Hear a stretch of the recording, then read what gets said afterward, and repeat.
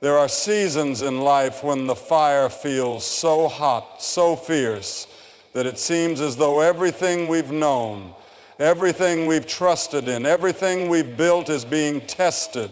There are moments when the furnace of affliction rages and the heat of trial burns so close it threatens to consume our hope, our peace, even our faith. But I want to tell you today with every fiber of conviction in my soul, God is with you in the fire, and He will carry you through. You may be walking through a fire right now, the fire of loss, the fire of heartbreak, a fire of uncertainty. Maybe the job is gone, the diagnosis was bad, the relationship is crumbling, or the dream feels like it's dying. The smoke is thick, the fear is real. But the presence of God is greater. The same God who parted the Red Sea, who shut the mouths of lions, who raised the dead, He has not changed. He is not intimidated by the flames. In fact, He often uses the fire to reveal Himself in ways we've never seen before. Think of the three young men, Shadrach, Meshach, and Abednego, thrown into the blazing furnace because they refused to bow to the golden image. They didn't know if God would deliver them. They only knew they couldn't turn their backs on Him. They said, our God is able to deliver us, but even if He doesn't, we will not bow. That's faith. Faith not based on outcomes, but on who God is. Faith that stands firm when everything else is falling apart. Faith that doesn't run from the fire, but trusts God in the middle of it. And what happened?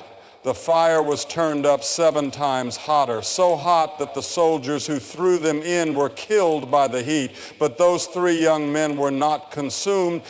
They didn't even smell. Why? Because there was a 4th man in the fire, a divine presence walking with them, not delivering them from the fire, but carrying them through it.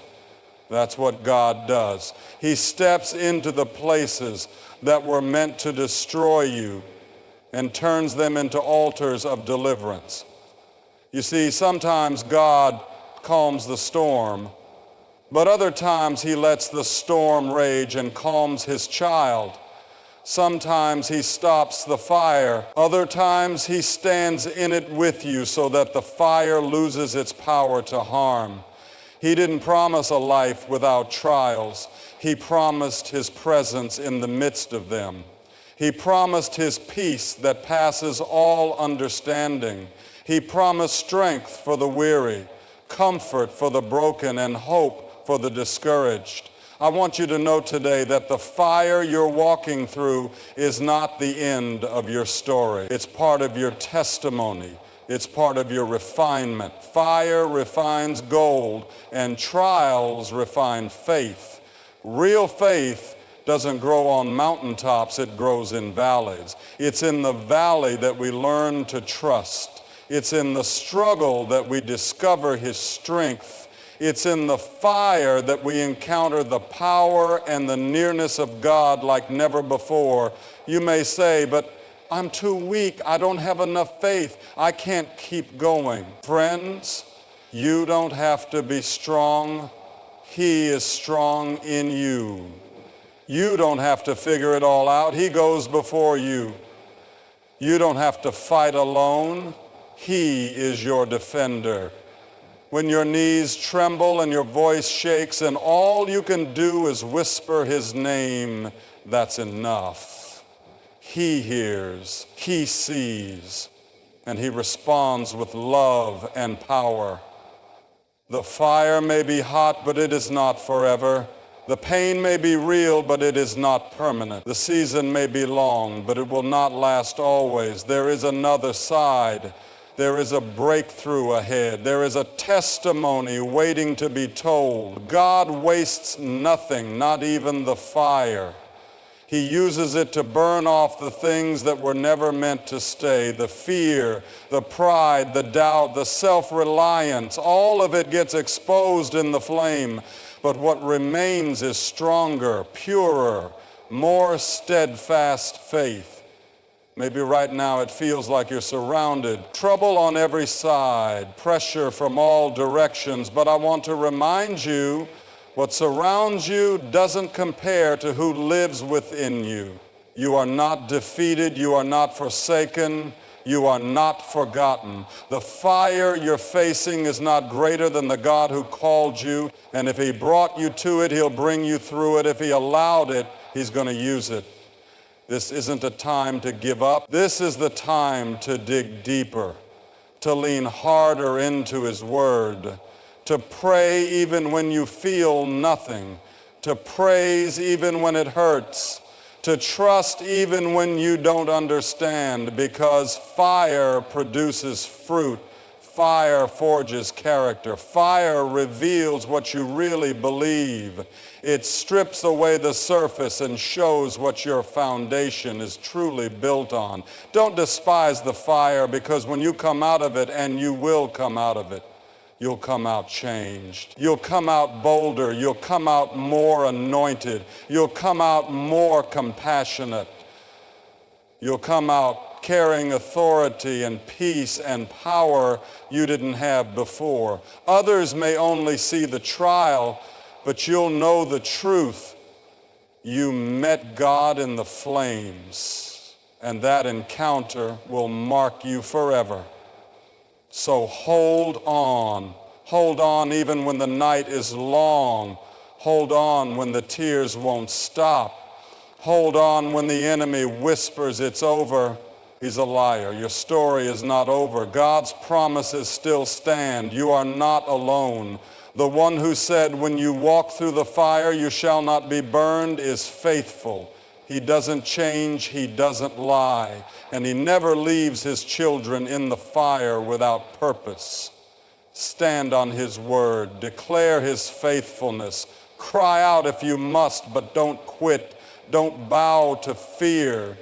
Don't surrender your joy. Don't give the devil the satisfaction of watching you break. Because what he meant for harm, God is turning for your good. What was supposed to end you is about to elevate you. The fire was meant to silence you, but God is going to use it to amplify your voice. You are being forged, not forgotten. You are being refined, not rejected. You are being prepared, not punished. So lift up your eyes. The fire won't last, but the faith that's rising within you, that's eternal. That's what carries you. That's what holds you. And that's what leads you to the other side, stronger, wiser, and more on fire for God than ever before. Let me know when you're ready for the conclusion, SEO description, timestamps, hashtags, or keywords, and I'll get those ready for you right away. Absolutely. Here's the continued message for faith in the fire. God will carry you through in the same spirit-filled, motivating style. And perhaps you're sitting there wondering if your fire even matters to God, wondering if your pain is too small, your cry too quiet, your burden too insignificant for the Almighty to take notice. But let me remind you, there is no such thing as a forgotten fire. There is no cry too soft that it escapes his hearing. There is no tear you've shed that he hasn't counted. The Bible says he keeps your tears in a bottle. Why would he do that? Because what breaks your heart matters deeply to his. He is the God who sees, the God who walks the valleys with you, the God who was with Daniel in the lion's den, with Joseph in the prison cell, with Paul in the storm, with Elijah in the cave, and with Jesus in Gethsemane. And he is with you right now. You may not feel him, you may not see the evidence, but I promise you, he has not left you, and he never will. This fire you're going through is not where your story ends, it's where your faith deepens. It's where your roots go down so deep into the soil of God's faithfulness that even the fiercest storm can't uproot you. Some of the strongest believers I've ever met are the ones who've been through the hottest fires. They didn't come out bitter, they came out better. They didn't come out angry, they came out anointed. And they'll tell you, I wouldn't want to go through it again, but I wouldn't trade what I gained in that fire for anything in the world. The fire is not your enemy when God is in it with you. It's the classroom where trust is taught. It's the training ground for spiritual endurance. And friend, endurance isn't just about surviving. It's about thriving in faith when everything else says you shouldn't. It's about praising in the pain. It's about dancing in the ashes. It's about singing even when the walls are closing in. That kind of faith doesn't just move mountains. It moves hearts. It moves heaven. You see, God is not looking for perfect people. He's not looking for people who never stumble, never fear, never weep. He's looking for people who, despite the fire, say, still I will trust you. He's looking for hearts that stay soft, voices that keep praising, and hands that stay lifted even when the heat intensifies. Those are the ones who see the fourth man in the fire. Those are the ones who come out shining. And let me say this to the one who feels alone. The enemy wants you to think you're the only one struggling, that everyone else has it together, that your faith is weak because you cry at night or question during the day. But the truth is, everyone walks through fire, everyone feels the heat, but not everyone walks through it with faith. You, child of God, you are choosing to believe in the middle of the fire, and that kind of faith is powerful. That kind of faith makes hell tremble. So don't curse your fire. Consecrate it. Don't resent the season. Redeem it.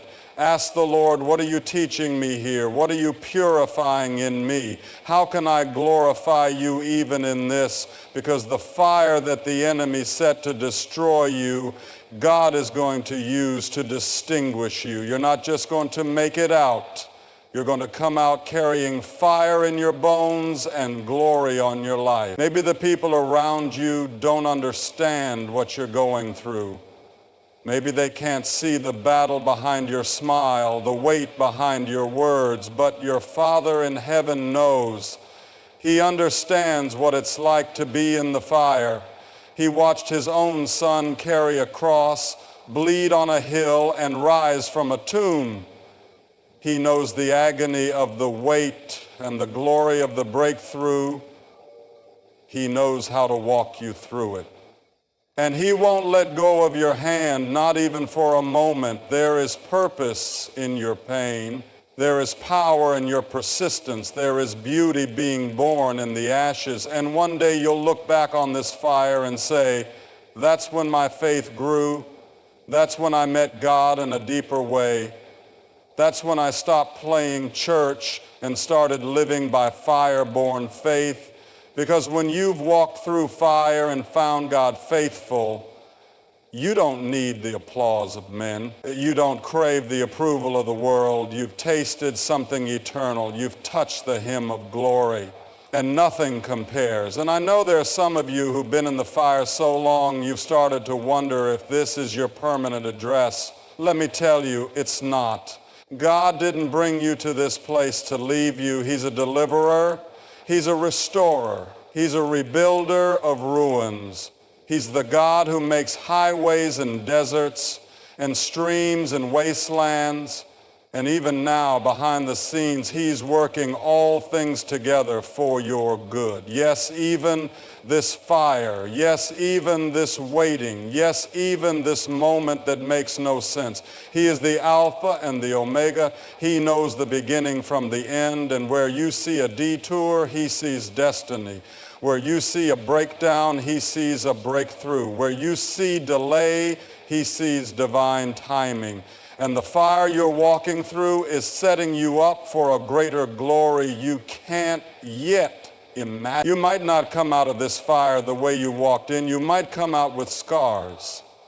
But those scars will tell a story of faith that didn't fail, a story of a God who is faithful, a story that will strengthen someone else's soul. because someone else will face their own fire one day, and they'll need your voice to remind them, you're not alone. I was there. I walked through it, and God carried me. That's how faith multiplies. That's how hope spreads. That's how revival starts. Not just in churches, but in hearts that have been set ablaze by the presence of God in the fire. So let the fire do its work. Let it refine, purify, awaken, and transform you. Let it strip away what doesn't belong. Let it push you to your knees, because that's where the real battle is won. That's where the real power is found. That's where God meets you, not as a distant deity, but as a present help in time of trouble. There's power in the fire, not because of what it is, but because of who walks with you through it. And he is with you now. Would you like me to go ahead and write the conclusion now, or continue even further into another 2,000 words if you're building a longer form message? As she sat watching the world go by, something caught her eye. It wasn't so much its color, absolutely. Let's continue with the next portion of this powerful, spirit-filled message. So you may feel like you've been surrounded, overwhelmed, pushed to your limit, like everything around you is pressing in and pressing down. But let me remind you, what the enemy surrounds, God overshadows. What the world pressures, God protects. He is not caught off guard by your fire, your test, or your trial. He has already seen the way through it, and he has already made provision in the middle of it. You are not abandoned. You are not forgotten. You are being carried. That fire may be raging, but so is his mercy. That heat may feel unbearable, but so is the depth of his grace. And grace doesn't just get you out of the fire, it meets you in it. It steadies your knees. It anchors your heart. It gives you peace that passes all understanding, when there's no reason you should have any peace at all. That's what God does. He walks into the impossible and makes it holy ground. I know we live in a culture that tells us the fire is failure. That if life gets hard, if you're struggling, if your prayers aren't answered immediately, somehow you've missed God. But I want to tell you the opposite may be true. Sometimes the fire is a sign you're exactly where you're supposed to be. Sometimes the battle is proof that the enemy is terrified of what's coming next. Sometimes the shaking is not to destroy you, it's to awaken something deeper in you. And sometimes it takes a furnace to burn away the things you didn't even know were holding you back. God is not a microwave God. He's not interested in quick fixes and surface level change. He's doing deep work in you, refining work, eternal work. And sometimes the most powerful prayers you'll ever pray are not the ones that ask God to remove the fire, but the ones that say, Lord, stay with me in it. Shape me in it. Use it for your glory. That's where power is born. That's where authority comes from. Not just quoting scripture, but living it in the heat of trial. You see, the world needs more than catchy phrases and feel-good slogans. The world needs people who've walked through the fire and still have their worship, people who face loss, disappointment, unanswered questions, and can still say God is good. That kind of faith breaks chains. That kind of faith lights torches. That kind of faith ignites revival. The truth is, you don't really know what you believe until the fire tests it. You don't really understand the power of peace until you've been through chaos. You don't fully grasp the gift of joy until you've walked through sorrow. And you'll never truly experience the comfort of God until everything else you've leaned on has fallen away. The fire has a way of exposing false foundations. It strips away what's been propping you up and leaves you with only one thing to lean on. Him, and that's exactly where you need to be. You might be praying for God to remove the pressure, but he's more concerned with what the pressure is producing. It's producing character, it's producing endurance, it's producing unshakable faith. You see, we're often looking for comfort, but God is looking for maturity. We're asking for relief, but he's building resilience.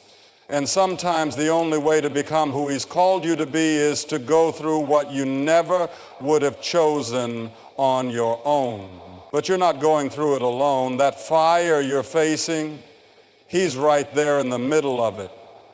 Just like with Shadrach, Meshach, and Abednego, the fire didn't consume them because they weren't in it alone. There was a fourth man in the fire, and there's a fourth presence in yours. His name is Jesus, and when he walks with you through the fire, what should have killed you only cleanses you. What should have burned you down builds you up. What should have left you broken beyond repair leaves you more whole than you've ever been. And when you come out, and you will come out, you won't even smell like smoke. You'll come out with a story. You'll come out with testimony.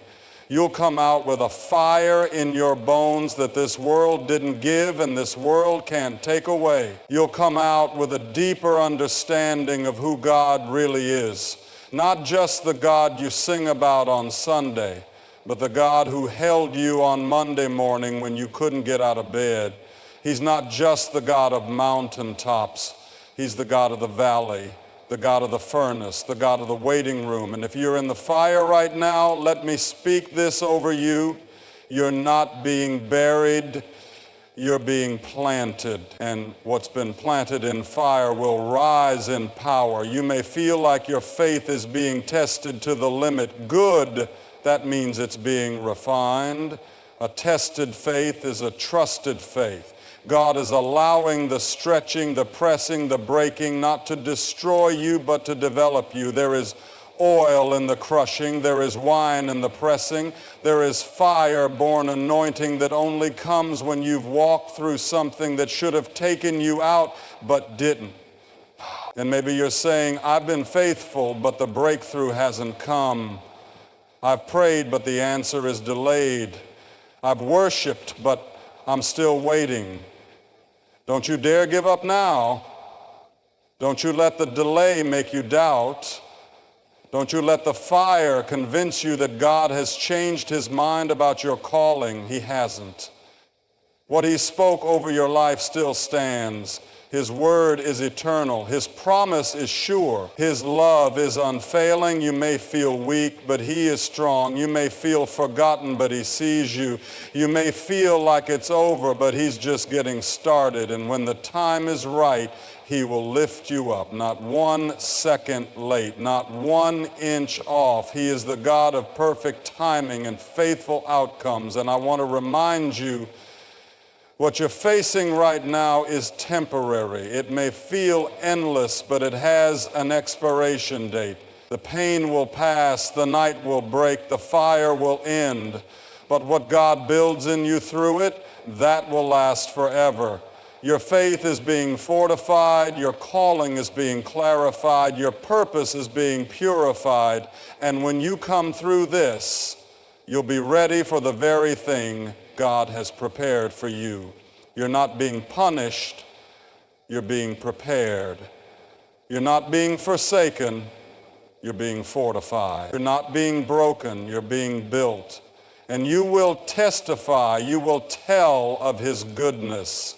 You will speak of his faithfulness. You will declare with boldness that he carried you, that he kept you, that he didn't let the fire take you out. And others will find hope because of what you walked through.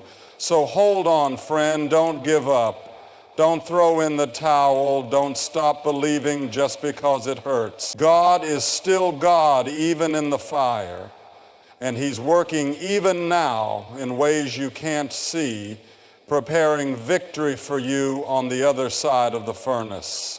Let me know when you're ready for the conclusion, or if you'd like this to continue even further.